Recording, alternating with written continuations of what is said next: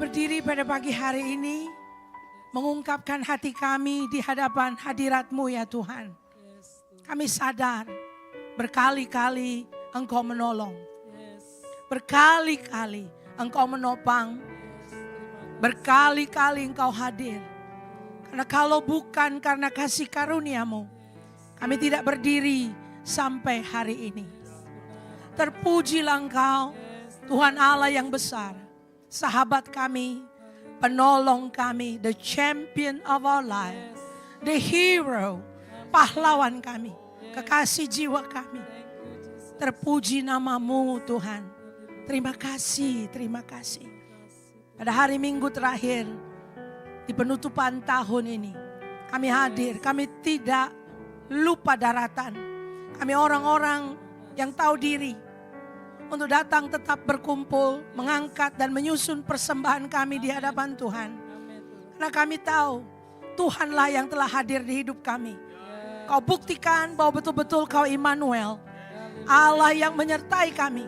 Tidak hanya yang hadir pada saat kami berprestasi, gilang gemilang, tapi Tuhan yang cukup sabar mendampingi kami. Waktu kami rasa kami gagal, kami tertolak, kami ada di bawah, di dalam lembah.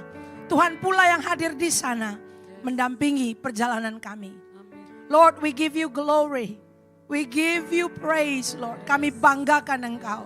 Kami banggakan Engkau. Terima kasih Tuhan, terima kasih. Hari ini kami luangkan waktu untuk menyambut kebenaran firman Tuhan. Bapak berbicaralah. Berbicaralah. Kuatkan kami. Sehingga kami punya harapan untuk terus berjalan. Bahkan menutup tahun penuh dengan ucapan syukur. Dan bisa mengawali lembaran yang baru. Dengan iman. Bersama-sama dengan Tuhan. Berkati pemberitaan firman Tuhan ini.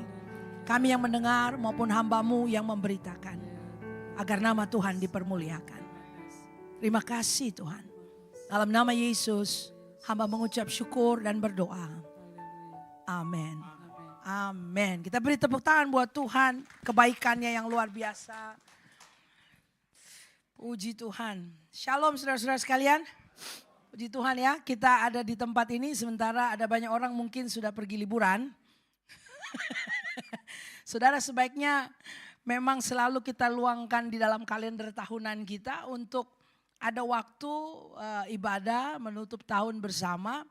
Karena penting sekali kita menyadari bahwa kita bisa berhasil ada di bulan Desember di hari-hari terakhir ini karena anugerah Tuhan.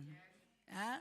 Jadi kita orang mesti jadi orang yang tahu diri. Senggol kiri kanan bilang tahu diri. Ya, jangan lupa-lupa daratan kita itu ya. Tengah-tengah tahun lagi susah kita cari-cari Tuhan gitu kan. Lalu tutup tahun kita langsung check out, blue. Jadi saya bersyukur tim worship ada di sini. Saya baru tahu bahwa Pak Adi itu ternyata bisa pimpin pujian ya. Sekali-kali kita undang jadi song leader kali. Haleluya. Oke, saudara kita akan lihat firman Tuhan. Saya beri judul sharing pada pagi ini adalah living intentionally, walking wisely with the Lord. Ya, saya terjemahkan ini dengan sederhana ya, living intentionally. Katakan intensional. Ya, nanti kita kupas intensional itu maksudnya apa. Tapi intensional itu secara sederhana ya penuh intensi. Ya, jadi sengaja, terarah gitu ya. Dan walking wisely itu artinya orang baru bisa hidup secara intensional, secara sengaja dan terencana bila orang itu mau berjalan dengan bijak di hadapan Tuhan. Katakan bijak. Ya. Nah, kita akan lihat dan cermati beberapa hal yang saya renungkan ini, semoga bisa memberkati kita di hari-hari terakhir. Ini tanggal 29 ya, berarti masih ada separuh hari nanti setelah ibadah ini. Jangan langsung cepet-cepet cari Yamcha atau itu ya, kita ada renung-renung lah sedikit gitu kan. Jadi masih mungkin setengah hari masih ada, lalu tanggal 30, lalu tanggal 31 ya, eng-eng gitu kan. Jadi 2,5 hari ya, coba senggol kiri kanan, 2,5 hari ya. Jadi barangkali dalam 2,5 hari bisa ada intervensi Tuhan buat hidup kita gitu ya. Oke, living intentionally. Saudara, sedikit prolog aja. Tahun 2016 saya ada di Airport Changi, Singapura. Dan waktu itu Tuhan melawat kami, mengintervensi kehidupan kami. Saya katakan tidak kami berarti plural ya, tidak hanya saya. Ini di musim yang lama gitu ya. Tuhan intervensi kami di bulan September tahun 2015. Lalu kemudian dari intervensi itu, berapa banyak tahu bahwa Tuhan itu bisa mengintervensi hidup kita? You know, sometimes we think that we are okay. Ya, kadang-kadang kita pikir kita okay, gitu loh. Hidup udah baik-baik aja, pelayanan, ya udah ngalir gitu loh. Sampai satu hari Tuhan hadirkan the actual report. Tuhan berterus terang mengenai kondisi kita.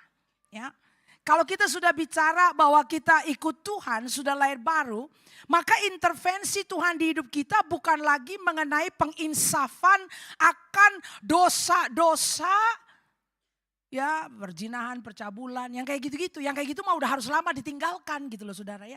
Jadi sudah bukan lagi urusannya mengintervensi kita dan membuka mata kita sehingga kita bisa tahu membedakan mana yang baik dan yang jahat. Udah bukan itu lagi. Ya, yang jahat semestinya sudah kita tinggalkan. Tapi di dalam berjalan mengikut Tuhan, maka intervensi atau audit, internal audit yang Tuhan kerjakan di hidup kita. Berapa yang Anda tahu bahwa Roh Kudus masih terus bekerja sampai hari ini? Amin. Dia tidak hanya bekerja waktu kita diinsafkan, waktu kita masih memberontak, melawan Tuhan, menjadi pembenci, pendengki Tuhan. Tuhan insafkan kita sehingga kita lahir baru dan menerima jalan keselamatan. Bukan hanya itu aja kasih karunia Tuhan. Tapi anugerah Allah masih terus bekerja. Katakan masih terus bekerja. Ya. Bahkan mengiringi kita dalam perjalanan, dalam proses dikuduskan. Jadi tidak hanya being justified, dibenarkan. Tapi dikuduskan. Perjalanan pengudusan itu akan terus. Sampai kita mencapai garis finish. Jadi anugerah Allah masih akan terus melakukan penginsafan-penginsafan. Nah penginsafannya pada saat kita berjalan ikut Tuhan dalam proses pengudusan. Bukan lagi mengenai baik dan jahat. Tapi sudah mengenai antara yang baik dan benar. Halo. Banyak yang baik belum tentu benar. Apalagi kalau kita sudah melayani Tuhan. Sibuk, kita pikir udah baik-baik aja. Tanpa sadar bahwa kita sudah melenceng. Oh bisa gak yang baik bisa bikin kita melenceng? Bisa aja saudara. Nah tahun 2015 September saya diintervensi beserta banyak orang diintervensi. Lalu kemudian kami mulai menata kehidupan. Nah bulan Februari kenapa saya tahu? Karena beberapa hari lalu saya buka catatannya. Ya, ini menjelang tutup tahun saya biasa buka jurnal. Saya buka jurnal dari beberapa tahun belakangan untuk melihat garis benang merah apa yang Tuhan sedang kerjakan. Ya Tuhan itu gak angop-angopan. When God is doing something, when God is working, waktu Allah bekerja dalam hidup kita, dia bekerja secara berkelanjutan. Hello? Katakan berkelanjutan.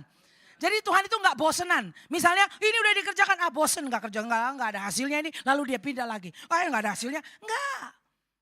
Ya, dia akan terus kerjakan itu. Jadi dia terus berkelanjutan. Ada rajutan yang berkelanjutan dalam hidup kita. Nah seringkali kita yang off and on. Jadi kita gak sadar bahwa yang ini belum kelar Tuhan masih mau kerjakan. Kita udah lompat aja sama project yang lain. Kesukaan kita udah berbeda. Tahun depan ada kesukaan yang berbeda. Ada lagi yang berbeda gitu. Tapi Tuhan bilang belum bisa. Ini dulu beresin. Kan gitu ya. Nah jadi pada bulan Februari itu saya ada di Airport Changi, Singapura.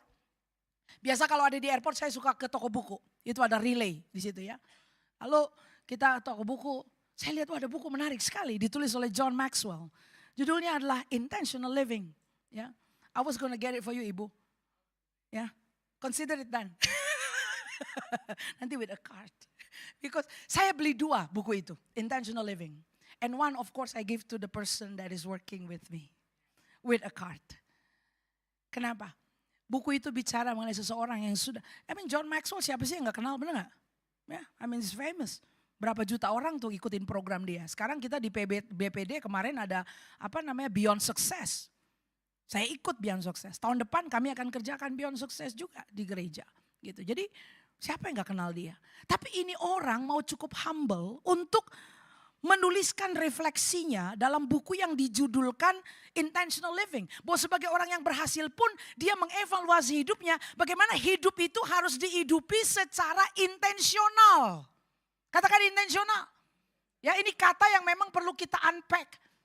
Karena kita orang ini seringkali dengan karya Roh Kudus, and now berjalan dalam charismatic power of God. Kita pikir hidup ini akan mengalir saja seperti air sungai kasih Allah yang mengalir. Itu salah penempatan saya rasa untuk interpretasinya. Ya, mengalir kasih dari tempat tinggi, betul itu kasih Allah mengalir. Tapi hidup gak boleh mengalir aja. Hidup itu harus intensional. Harus ada unsur kesengajaan. Harus ada unsur perencanaannya, saudara.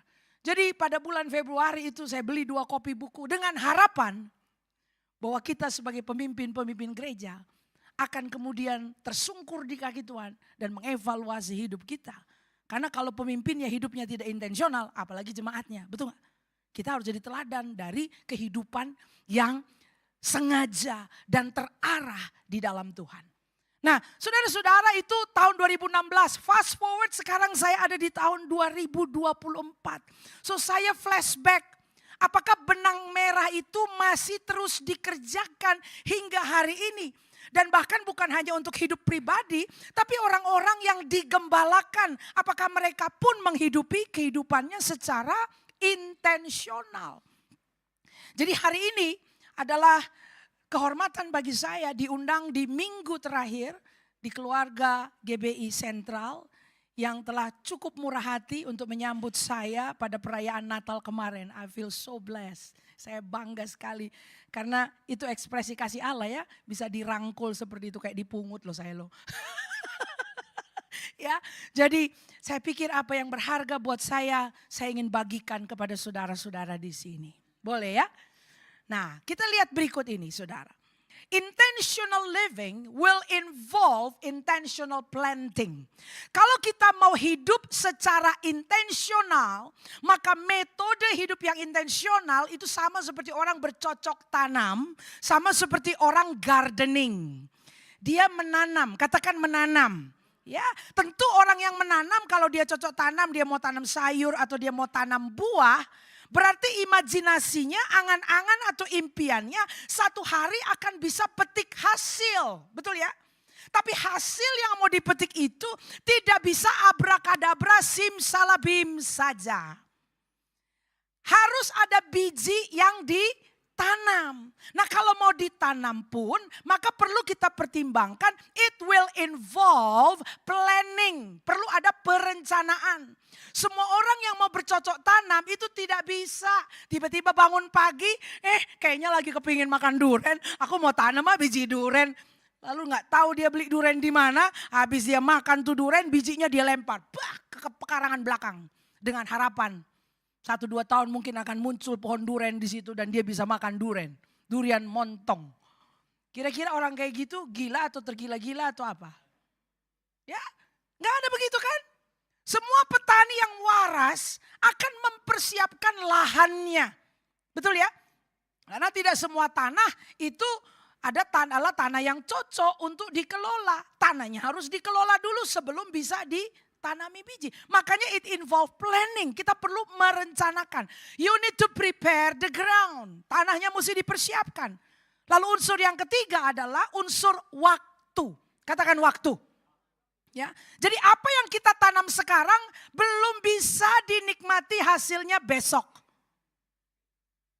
Ya, kalau tidak bisa kita orang kan maunya instan toh.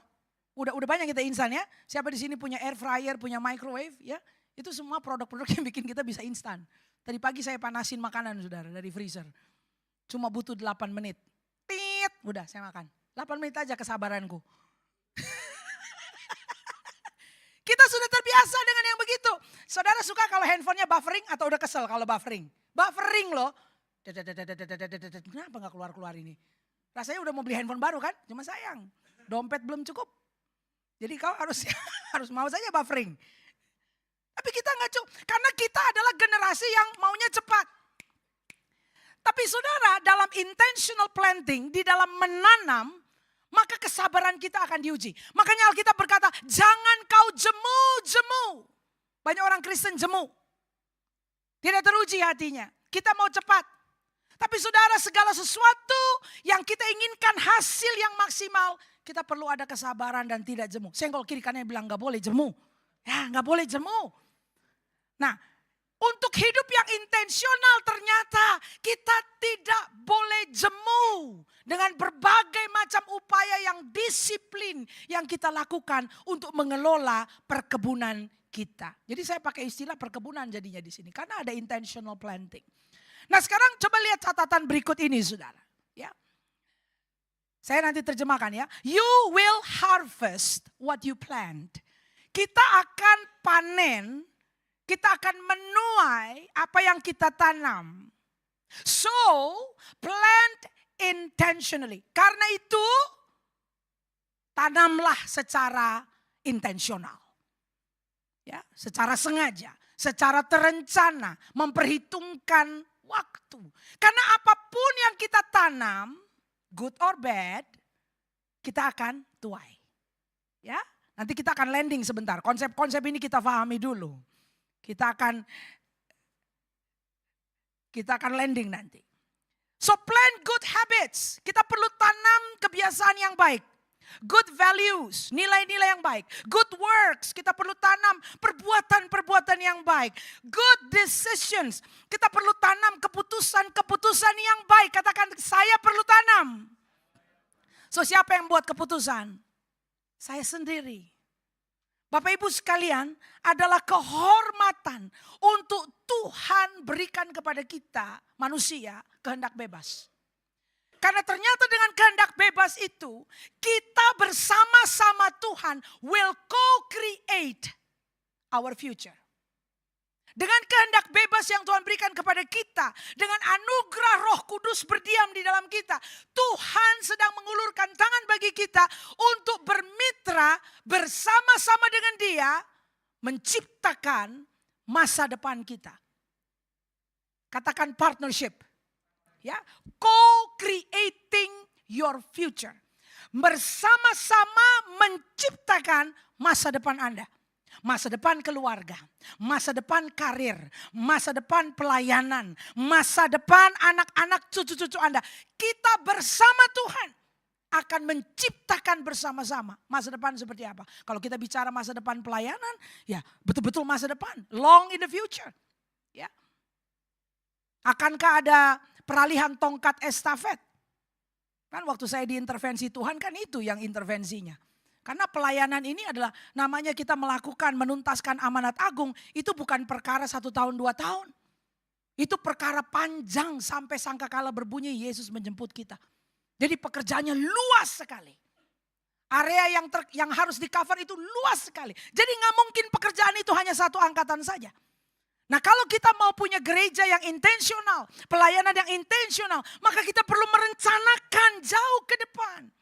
Bagaimana pekerjaan yang mulia dan besar ini akan dilanjutkan oleh generasi berikutnya. Nah saudara, kita yang perlu membayangkan masa depan seperti apa yang kita rindukan. Keluarga macam apa, karir yang seperti apa yang kita rindukan. Tuhan memberikan kepada kita kebebasan untuk berimajinasi secara kreatif. Karena Roh Kudus adalah roh yang kreatif. Amin saudara. So I dare you to dream. Saya tantang saudara untuk bermimpi. Ya orang-orang di dunia sekarang bulan-bulan Desember ini ngapain? Dia bikin vision board. Vision board saudara. Tim sales, tim marketing itu bikin vision board. You know vision board? Mereka imajinasikan kita mau marketing target berapa, sales target berapa. Mereka bikin vision board. Lalu di gereja kita bikin apa? Mengalir kasih dari tempat. Kita mengalir aja Ibu Evelyn, kita mengalir. Kau gak bikin rencana keluargamu mau seperti apa? Halo? Apakah saudara pernah mendaftarkan anggota keluargamu? Keluarga inti, lalu lingkar 2. Ya, lingkar 2. Di luar keluarga inti, mama, papa, anak gitu. Di luar lingkar 2. Sudah di dalam Tuhan belum semuanya? Sudah didaftarkan belum semuanya? Ya, om, tante, keponakan, kakek, nenek. Udah belum? Karena setelah Natal nanti tahun baru, setelah tahun baru kan Sincia betul? Wah ayo coba. lagi ngangkat yisang gitu sama-sama. Makan sincia.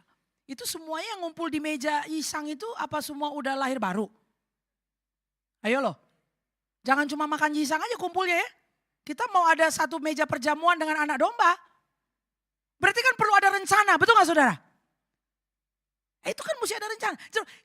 I dare you. Ini di hari Minggu terakhir tahun ini. I dare you. Masih 2,5 hari. I dare you. Saya tantang saudara. Duduk di kaki Tuhan. And say, God, give me dreams. Aku mau memimpikan tahun depan. The fruits, buah-buah yang saya rindukan. Dari keluarga saya. Anak-anak cucu saya. Dari pelayanan saya. Tuhan, saya rindukan hasil-hasil. Saya rindukan harvest. Nah, kalau saudara tahu apa yang Anda rindukan, maka sekarang saudara bisa ancang-ancang untuk menanam benih yang spesifik. Katakan spesifik. Ya. Jadi hidup itu menjadi hidup yang terarah, hidup yang intensional. Kita nggak semeraut, apa saja kita samber, apa aja kita mau, apa aja kita kerjakan. Enggak. Kalau saudara sudah jelas hasilnya mau seperti itu. Desember 31 tahun 2025. This certain result I desire to have. Firman Tuhan berkata, God will give you the desires of your heart, right? If you delight in Him. Mazmur 37 berkata, bila hati kita bersuka di dalam Tuhan, He will give us the desires of our heart. Dia akan berikan kepada kita yang dirindukan hati kita. Come on, GBI Sentral, do you have desires? Masih enggak hatimu berdegup? I desire this God. Aku rindu ini. Aku rindu keluargaku diselamatkan. Aku rindu anak-anakku dipakai Tuhan. Aku rindu Tuhan ada perluasan. Saudara, you can have desires. Dan waktu kita bersuka dalam Tuhan, maka Tuhan akan berikan yang dirindukan hati kita. Sekali lagi katakan partnering. Ya, co-creating, kita berpartner dengan Tuhan. Jadi Tuhan bisa terbitkan kerinduan di hati kita. Nah, mumpung masih akan penutupan tahun, check your heart, apa yang Anda rindukan. Saudara, Mazmur 90 ayat 12, saya mau bukakan ini buat saudara. Alkitab berkata begini, ajarlah kami menghitung hari-hari kami sedemikian hingga kami beroleh hati yang bijaksana. Ayo coba kita baca ini sama-sama jemaat. 3, 2, 1. Ajarlah kami menghitung hari-hari kami sedemikian hingga kami beroleh hati yang bijaksana. Ada lagunya ya. Ajar kami Tuhan, kan gitu, disuruh ajar kita. Suruh ngajar apa saudara? Diajar menghitung hari. Saudara kalau diajar menghitung hari bukan belajar berhitung ya. Belajar berhitung, oh 1 tahun tuh 365 hari. Nah saya hitung itu, tanggal 1, tanggal 2, tanggal 3. Bukan saudara. Diajar menghitung hari. Menghitung di situ dari bahasa Hebrunya itu adalah mana. Mana memang menghitung. Terjemahan bahasa Indonesia bilang menghitung. Tetapi juga mana itu adalah to assign or to appoint. Ya. Makanya dia menghitung atau menetapkan, menentukan. Halo. Nah, kita 2,5 hari lagi akan tutup tahun nih, tutup lembaran nih 2024. Berarti di hadapan kita ada 365 hari. Pertanyaannya, how will you assign those days? How are you going to appoint those days? 365 hari itu mau kita tugasi apa? Mau kita beri penetapan apa untuk 365 hari? Halo? Sudah tahu ya, Tuhan itu tidak hanya hadir di hari ini. Dia adalah Tuhan masa lampau dan juga Tuhan yang masa depan. Do you believe that Tuhan sudah tahu hari-hari esok di depan itu? Nah, waktu kita diminta untuk co-create bersama Tuhan, maka kita diizinkan untuk melakukan penetapan hari-hari di depan. Ya sederhananya ngapain sih? Bikin agenda saudara. Kemarin saya cek di LBC. Siapa yang sudah punya agenda tahun 2025? Ada beberapa tangan ya, kira-kira 50% terangkat, yang lain tuh gak terangkat. Saya bilang kalian nih maksudnya apa? Mau minta dimodalin lagi? Karena tahun lalu kita modalin jemaat saudara. Kita cetak tuh agenda, kita bagi-bagiin for free gitu loh. Maksudnya ada pemodelan ya, kita invest, kita modelin gitu. Lah ini pada belum beli, saya bilang saya tugaskan setelah ibadah pergi ke toko buku beli. Saudara tahu, mestinya agenda-agenda di toko buku itu, yang serbu dan habiskan stoknya itu siapa? Orang gereja. Kenapa begitu? Karena yang harusnya lebih paham, hidup teratur dan terencana itu orang Kristen. Betul gak saudara? Kita bukannya suka kutip tuh ayat yang berkata, "For I know the plans that I have for you. The plans to prosper you and not of evil." Sebab aku ini tahu rancangan-rancangan apa yang aku punya mengenai kamu. Betul kan? Katakan rancangan. Bahasa Indonesia rancangan ya. Bahasa Inggrisnya bilang plans. Plans itu rencana saudara. Berarti Tuhannya orang Kristen Tuhan yang terencana. Haleluya, betul ya? Ya di surga tuh ada buku-buku, banyak sekali buku-buku tuh di surga tuh kayaknya ya. Ada buku kehidupan, tuh ada buku loh saudara loh. Buku catatan. Perbuatan-perbuatan juga dicatat, ada buku. Nah, jadi kalau orang Kristen gak suka nulis-nulis suka aneh ya, beneran Kristen gak sih? Yang muda-muda bilang, tapi Pak Evelyn saya udah gak pakai buku agenda, saya emang pakai digital. Silahkan. Kemarin di penutupan ibadah saya bilang, ayo kita roll our plan before the Lord. Jadi yang bawa buku, agenda, diangkat bukunya, yang lain bawa handphone. Anak-anak muda-muda pakai handphone. Karena agenda korporat kita sudah terbitkan, agenda gereja sudah terbit, jadi semua jemaat pegang agenda. Angkat semuanya. Begitu. Nah saudara-saudara, Tuhan itu Tuhan yang perancang. Tuhan yang perencana. Jadi kalau Roh Kudus berdiam di dalam kita sebagai orang percaya, kira-kira DNA perencana ada di kita gak? Gak mungkin kan kita hidup mengalir dan slides. Gak mungkin toh. Salah satu hal yang Roh Kudus akan kerjakan dalam kita, dia akan bikin hidup kita teratur. Terencana. Wah saya kalau udah ngomong terencana ini saya passionate saudara. Waduh beneran loh. Gak bisa ceritanya kita dipenuhi Roh Kudus lalu kita tidak terencana hidupnya. Amin. Ya. Saya nggak mau nanya di sini berapa yang udah punya agenda. Saudara tahulah hati saya ya. Kalau hari ini mau mampir toko buku nah silakan lah gitu ya. Nanti janjian, posting Instagram lalu tag saya gitu. Nih Pas Evelyn saya udah beli nih agenda nih. Oh nih. Tapi bukan cuma beli ya. Saudara mesti taruh di situ perencanaan. Karena dengan demikian kita sedang melakukan apa? Menghitung hari. Menetapkan hari-hari kita. Ya. Saya mau ajak saudara, ini saya nggak tulis di slide. Coba buka Amsal pasal 16 saudara. Amsal 16 ayat 9. Amsal 16 ayat 9. Ya, saya bacakan ya, nanti tim media silakan coba kalau mau dimunculkan ayatnya. Amsal pasal 16 ayat 9. Dalam terjemahan baru versi 2 bunyinya begini.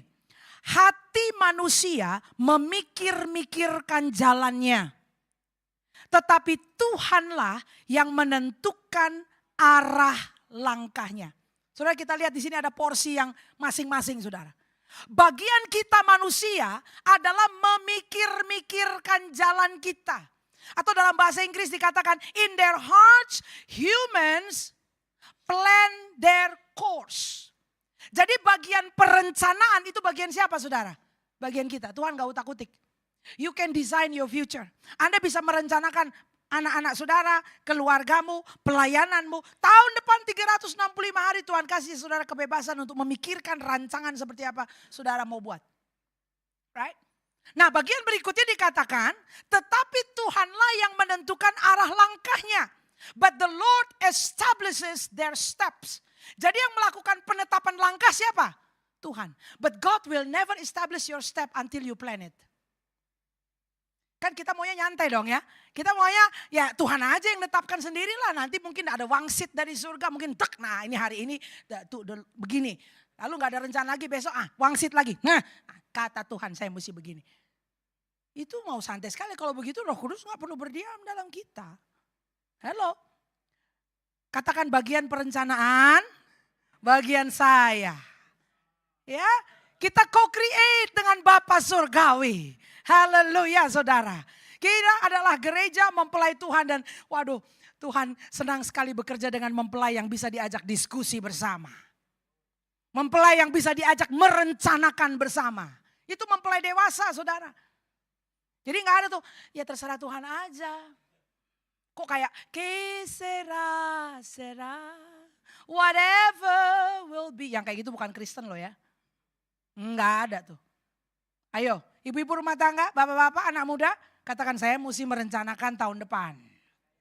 Ya, tadi kita menyanyikan lagu-lagu bahwa kita percaya by faith tahun depan ada berkat Tuhan. Ya kalau berkati buat apa? Saudara tunjukkan kepada Tuhan, Lord, I have reason for you to bless me. Aku punya alasan untuk Tuhan berkati saya because this is my plan. Ya. Jadi kalau ayat 9 tadi mengatakan penetapan itu bagian Tuhan, tapi perencanaan itu bagian kita, saudara. Amin. Ya, nah saudara mundur ke ayat 3. Ayat 3 bilang begini, serahkanlah perbuatanmu kepada Allah, maka terlaksanalah segala rencanamu.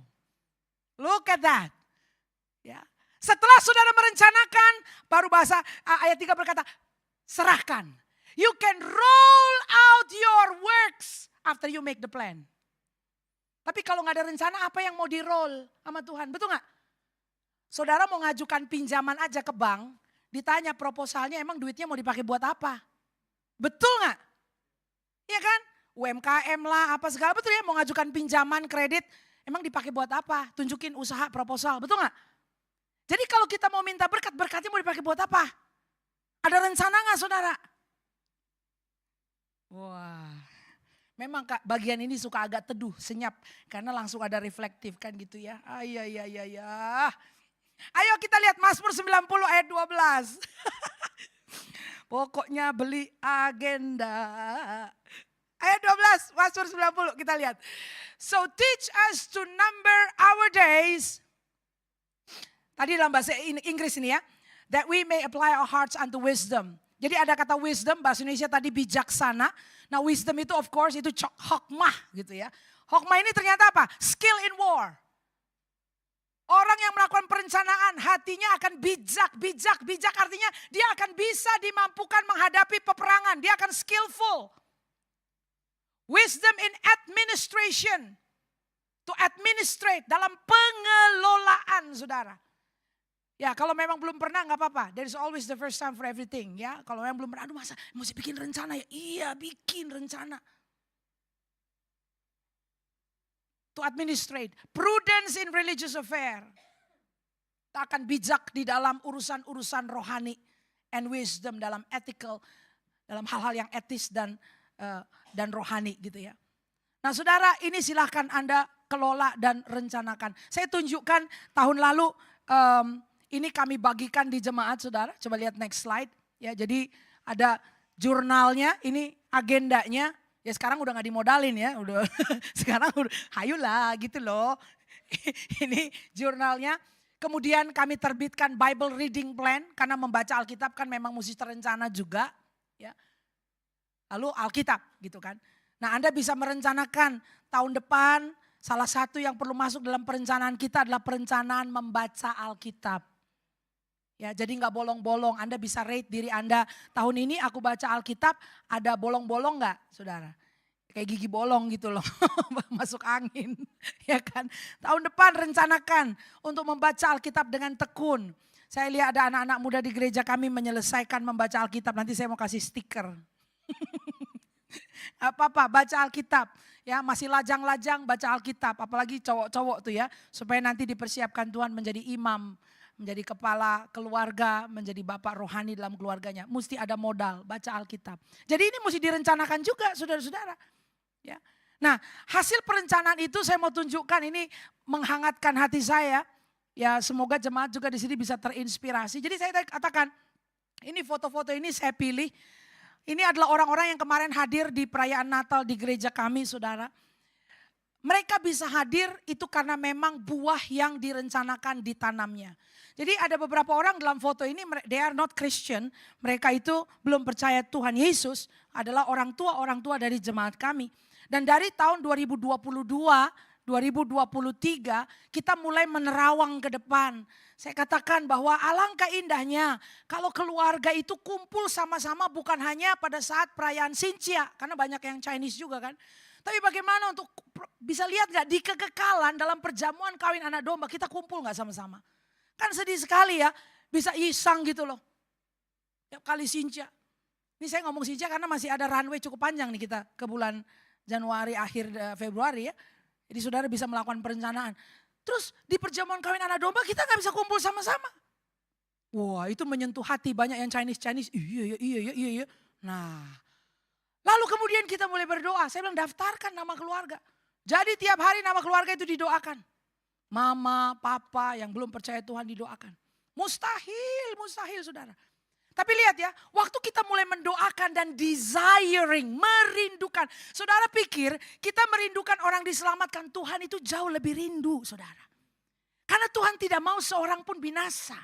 Jadi Tuhan jauh lebih sayang sama keluarga kita yang belum bertobat daripada kita. Kita pikir kita sayang, Tuhan jauh lebih sayang.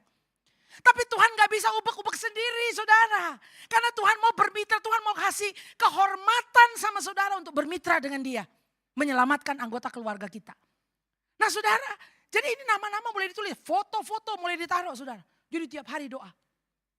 Nah karena kita berdoa dan merencanakan, katakan merencanakan, Tuhan bisa mengintervensi tadi tuh, melakukan penetapan langkah. Jadi kita mulai kreatif, bagaimana caranya. Muncullah tuh acara-acara barbecue. Terus ada acara apa tuh? Zumba bersama-sama, bisa ada Zumba. Tuh tante-tante tuh yang dari kepercayaan lain tuh mau ikut Zumba, tante-tante itu. Zumba sama-sama. Habis itu ke pasar, masak sama-sama. Itu kumpul sama anggota Komsel. Jadi mereka udah kenalan. Saya katakan kepada jemaat, kita perlu mengupayakan pembangunan jembatan antara komunitas gereja dengan anggota keluarga kita yang belum di dalam Tuhan. Biar mereka tahu, biar mereka bisa icip-icip. Katanya kecaplah dan lihatlah. Lagunya bilang apa? Kecaplah dan lihatlah bahwa Tuhan itu baik. Ya Tuhan memang baik saudara. Tapi pertanyaannya, kita baik gak? Ya, kadang-kadang ada banyak orang yang belum kenal Tuhan udah kesandung, bukan kesandung sama kita, sama orang lain yang udah Kristen menyandung mereka. Kita mesti kasih taste yang berbeda. Amin saudara. Jadi kita mesti kasih kesempatan untuk dia kecap kita. Mungkin makan bareng, mungkin barbecue, mungkin Zumba, aduh segala macam acara kami upayakan secara intensional. Jadi kita melakukan cocok tanam 2 tahun saudara. Nah kemarin itu kita panen. Mereka menginjakkan kaki di tengah-tengah ibadah, saudara. Saya lihat foto-fotonya, itu tante-tante gitu kan. Itu kan pada belum di dalam Tuhan. Tapi waktu kita nyanyi dia ikutan tepuk tangan. Waktu kita doa dia juga begini. Saya, nggak apa-apa, itu fotonya kan tercapture. Saya print fotonya. Kenapa? Saya mau lanjutkan lagi cocok tanam itu di tahun 2025. Harus goal. Goal sampai apa? Sampai baptisan air. Sampai tiba. Betul-betul sampai garis finish. Jadi ini perencanaan panjang. Tapi tidak akan terjadi kalau kita nggak desire. Kalau kita nggak rencanakan saudara. Sementara saya ngomong begini Anda mungkin teringat nama-nama orang. Anggota keluarga Ayo. Anda bisa tulis nama mereka. Sehingga Desember tahun depan Anda akan lihat panennya terjadi. Ya, jadi ini om tante. Ini omnya belum dalam Tuhan. Ini keluarga jauh yang sudah angop. Tiba-tiba hangat lagi, enak ya kalau itu udah angop jadi anget gitu kan. Coba lihat foto berikutnya. Ya. Yang ini slide, oke, slide yang sebelumnya. Nah ini juga, ini keluarga dari Bandung. Ya, ini anak-anak sama yang di atas itu di samping kiri kanan saya, belum di dalam Tuhan. Ya. Tapi kita doakan. Kita dampingi kemarin itu kakaknya Susanti ya, keluarga kakaknya Susanti ada di sini. Kemarin dia ulang tahun perkawinan. Ulang tahun perkawinan kita bikin video ucapan. Lalu gereja kirim bunga. Kaget. Dia bilang semenjak dia kenal komunitas gereja jadi sering dapat bunga. Bunga ulang tahun lah, bunga dirawat di rumah sakit lah. Kemarin secara mujizat hasil MRI karena ada tumor di kepala sudah operasi tapi ada sisanya gitu ya. Waktu di MRI nggak ada sisanya. Bersih sama sekali. Lah dia gemeter.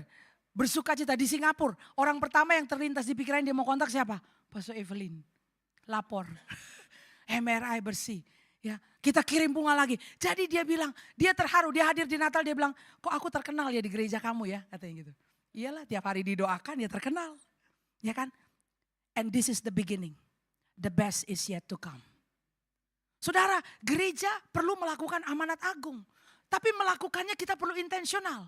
Kita perlu sengaja. Keluarga-keluarga kita perhitungkan. Saudara, keluarga-keluarga kita catat, kita pastikan ini semua udah belum. MLM aja kayak gitu caranya saudara. Benar gak ya MLM, networking. Dicari daftar keluarganya, daftar temennya, semua didaftarin kan. Habis itu diprospek. Masa untuk keselamatan kita gak mau prospek keluarga kita? Haleluya.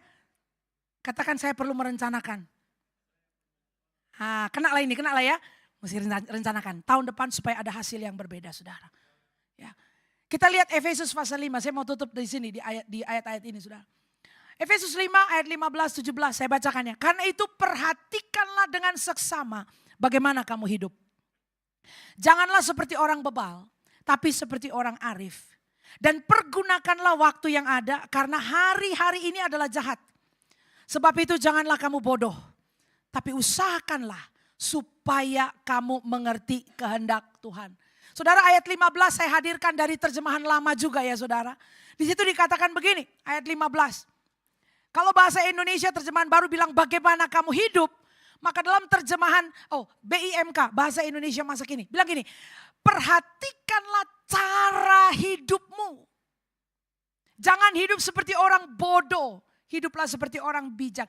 Bahasa Indonesia ini dalam terjemahan baru dan BIMK menggunakan kata bebal atau bodoh. Saudara, saya mau perjelas. Kalau Alkitab pakai kata bodoh, itu tidak bicara mengenai kemampuan akademik.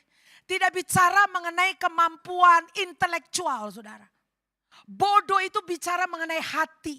Makanya bahasa Indonesia terjemahan baru bilang bebal. Bebal itu bukan di otak, bebal itu di hati, saudara.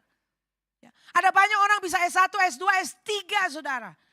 Tapi kalau dia bebal, ya tetap aja bodoh itu namanya, saudara. Jadi orang bodoh itu bukan mengenai dia bisa sekolah tinggi atau tidak, sekolah internasional atau tidak, saudara. Bodoh itu adalah mengenai hati yang tidak mau mengikuti nasihat firman Tuhan. Jadi Alkitab berkata cara hidupmu itu diperhatikan. Saudara, ayat ini kalau saya pelajari saudara ya, itu dikatakan sebab itu jangan kamu bodoh ya, tetapi usahakanlah supaya kamu mengerti kehendak Tuhan. Kata bodoh itu bahasa Yunaninya apron. Dan apron ini adalah memang unwise, tidak bijak, tapi juga without reason. Artinya juga adalah without reflection. Katakan refleksi. Bukan pijat refleksi ya. Kita reflektif gitu loh. Merenungkan. Ya, kita merenungkan. Jadi ada orang kan kalau udah Desember itu dia gigi 5 malah makin cepet gitu. Padahal mestinya kalau Desember kita slowing down. Kenapa perlu slowing down di bulan Desember? So you can reflect back. Kita bisa merenungkan hari-hari kita selama 11 bulan. Jangan mau keburu-buru tutup tahun saudara. Ini masih ada 2,5 hari. Saudara slow down. Dari gigi 5 tuh udah knalpot asap tuh saudara slow down. Lalu Anda mulai pikirkan hari-harimu. Karena orang bodoh tidak melakukan perenungan. Dia tidak periksa lagi hari-harinya. What works and what not works. Mana relasi-relasi saya yang berbuah-buah. Mana relasi saya yang sudah tegang dan tidak lagi ada buahnya. Mana pekerjaan saya yang tidak ada hasilnya. Mana pekerjaan saya yang masih produktif. Saudara, kita perlu menilai itu. Mengapa perlu dinilai? Karena sesuatu yang tidak dinilai akan kita cenderung ulangi lagi di tahun yang baru. Ada seorang hamba Tuhan berkata begini. Unevaluated life is not worth living. Hidup yang tidak dievaluasi, not worthy, saudara. Jadi hidup kita ini berharga, kita perlu evaluasi. Saudara paham ya? Nah jadi kita mau jadi orang arif, kita mau jadi orang bijak, mari kita duduk evaluasi. Mungkin hari ini hari Minggu ya, gak ada orang mestinya bekerja di hari Minggu, nanti kalau udah makan siang, udahlah gak usah ke bioskop, pulang aja gitu. Dan saudara, pikirkan hari-harimu sepanjang tahun ini. Ya boleh begitu ya. Nah kemudian dikatakan, jangan seperti orang bebal. Lihat di ayat berikutnya, ayat 16, dikatakan di situ. Dan pergunakanlah waktu yang ada karena hari-hari ini adalah jahat. Dalam terjemahan lama dikatakan dengan tiada membuangkan waktu. Jadi mempergunakan waktu itu sama dengan tidak buang-buang waktu. Kalau saudara mau dikasih 365 hari lagi oleh Tuhan, saudara mau pakai buat apa tuh 365 hari? Kemarin kita terima kabar ya di grup PHTS juga ada kayaknya di grup itu. Ada salah seorang dosen pengajar di Diklat ya, Bapak Pendeta Andreas Budi. 1 tahun itu 365 hari. Tapi ternyata bagi beliau di tahun 2024 ini tidak 365. Beliau dapat 361 atau 62 hari. Tidak sampai genap 365. Nah saudara, saya tidak tahu. Tahun depan kita genap dapat 365 atau tidak sampai 365. Tapi kalau hari-hari di depan itu diberi bagi kita, bagaimana kita akan kelola? Kita akan pakai buat apa? Jadi Alkitab bilang sini, pergunakan waktu yang ada. Pergunakan hari yang ada. Jangan dibuang-buang. Satu hari itu berharga sekali saudara. 24 jam itu berharga sekali. Saudara mau tahu berapa berharganya 24 jam? Tanya sama orang yang ada di ICCU itu. Yang mesti sedot oksigen pakai selang. Pakai tangki oksigen. 1 tabung itu berapa mahalnya. Dan saudara akan tahu ternyata 24 jam itu semahal itu saudara. Bagi kita yang diizinkan mendapat 24 jam, kita mau pakai buat apa? Itu 24 jam. Ada slide saya berikan catatan gini, when you kill time, remember that it has no resurrection. Kalau waktu kita buang-buang, kalau waktu kita bunuh ya dalam tanda kutip begitu saja, itu tidak ada resurrectionnya, tidak ada kebangkitan bagi waktu atau bagi hari yang kita sia-siakan. Nah karena itu kembali kepada Efesus 5 ayat 15-17 tadi saudara. Ayat 15 di situ ada kata bebal. Ayat 17 ada kata bodoh. Tapi ada jembatan di tengah-tengah ayat 16 yang berkata pergunakanlah waktu yang ada karena hari-hari ini jahat. Jadi rupanya orang bodoh atau orang bebal mereka adalah orang-orang yang suka buang-buang waktu.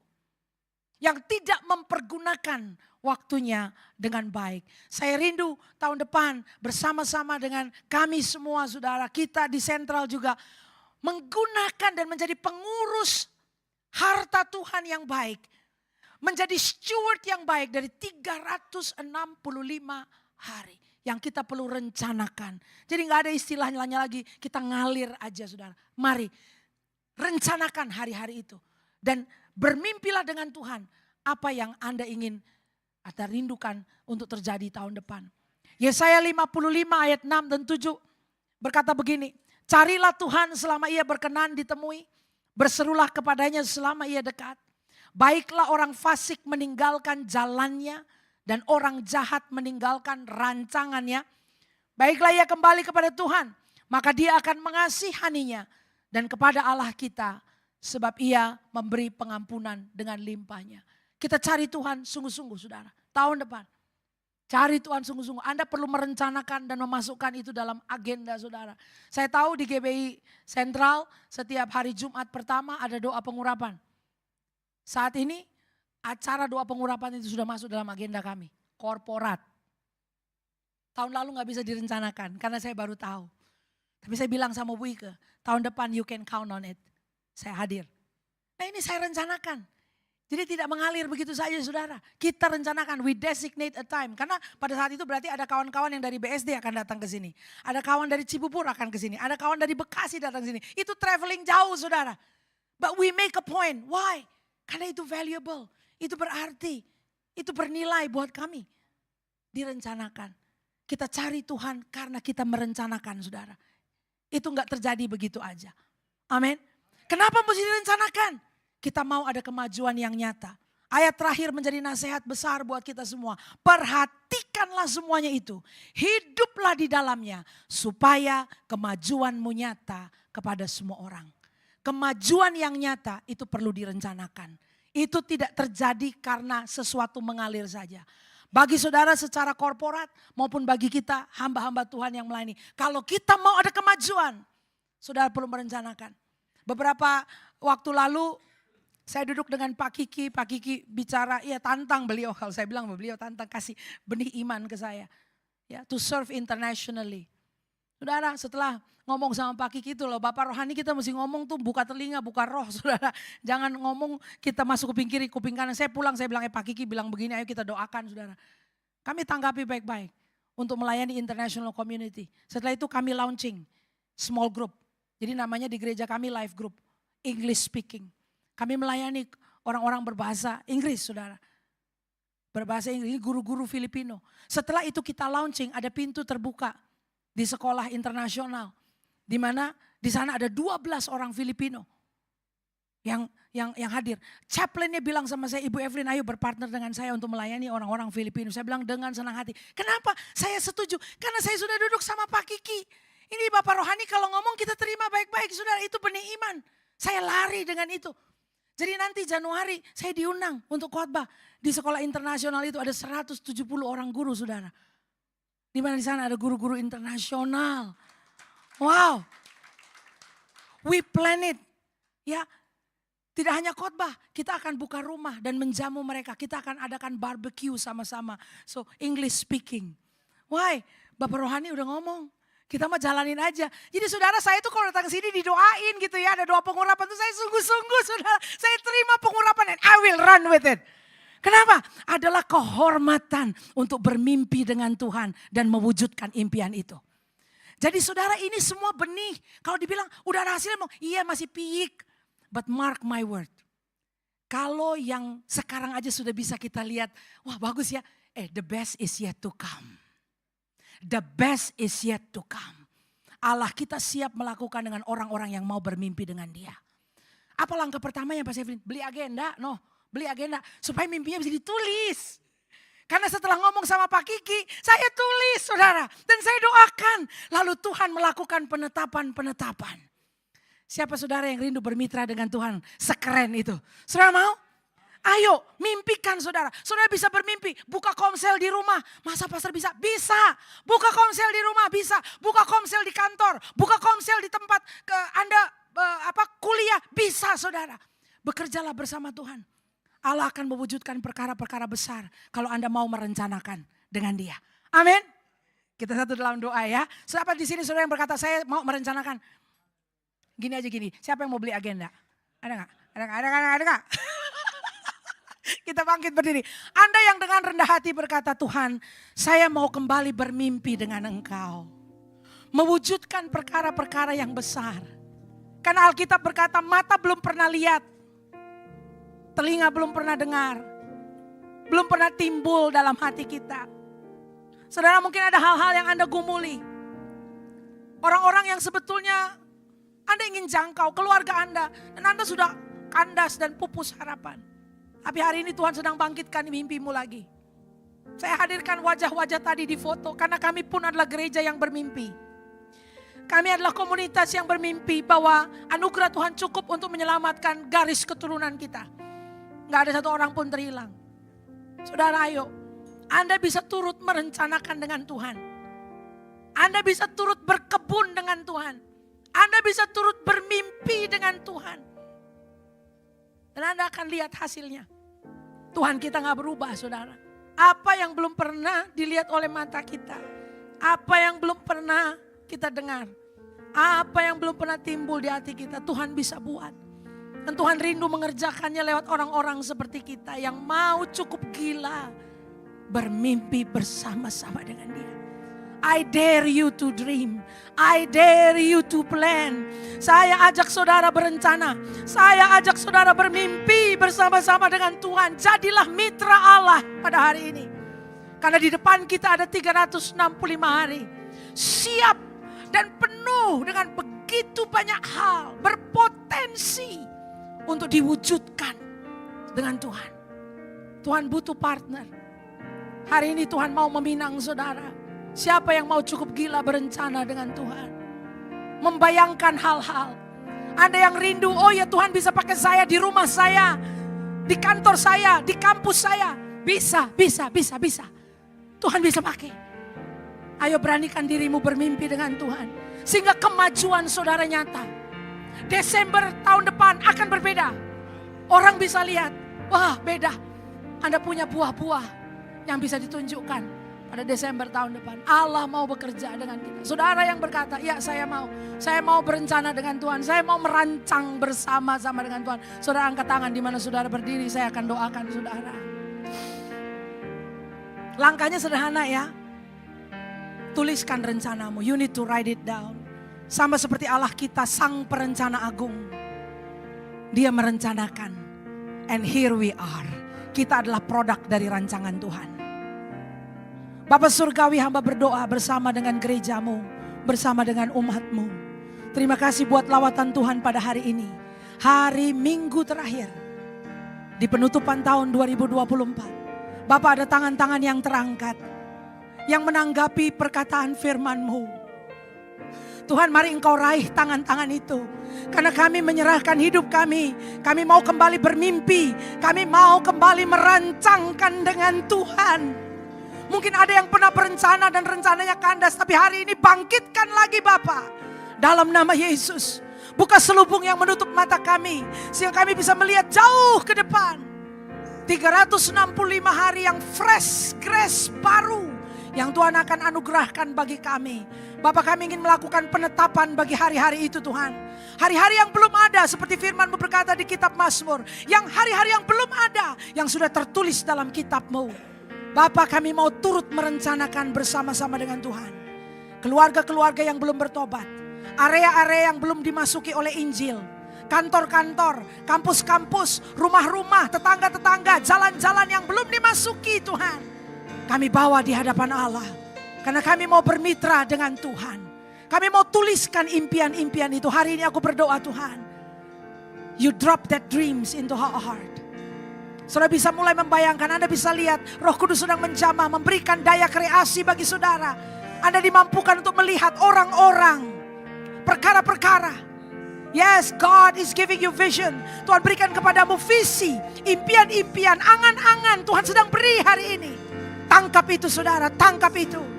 Seperti saya menangkap apa yang dirindukan oleh Pak Kiki waktu kami breakfast pagi itu. Saudara, tangkap denyut nadi Tuhan itu. Kau tangkap impian itu. Tuhan mau bermitra dengan kita. Mewujudkan perkara-perkara besar. Oh, terima kasih Bapak. Terima kasih Allah Roh Kudus. Terima kasih. Make it clear, oh Father. Bikin jelas, makin jelas Tuhan. Let us focus on that picture. Gambaran itu. Let us capture it. Kita tangkap gambaran-gambaran itu. Impian-impian dari Tuhan. Tangkap itu saudara. Terima kasih Tuhan. Terima kasih. Terima kasih saudara. Anda yang melihat. Anda yang menangkap. Mungkin wajah-wajah, nama-nama. Hari ini dengan rendah hati saudara tuliskan itu. Saudara tuliskan itu.